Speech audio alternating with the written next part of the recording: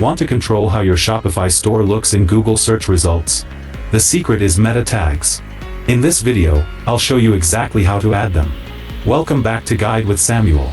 Meta tags are the page title and description that show up on Google. For most pages, you can edit them right in the Shopify admin. For products, go to your product page, scroll down, and you'll find the Search Engine Listing Preview section. Click Edit Website SEO to customize your title and description. For other pages, like your homepage or blog posts, the process is similar. Just look for the same SEO section when editing that page. A crucial pro tip: write your meta description like a tiny, compelling ad. Include your primary keyword and a call to action.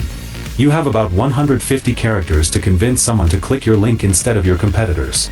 And just like that, you can take control of your search listings. Well-written meta tags can significantly improve your click-through rate from Google. What's the biggest challenge you've faced with SEO? For your final question, subscribe for our next video on how to submit your sitemap to Google. Thanks for watching.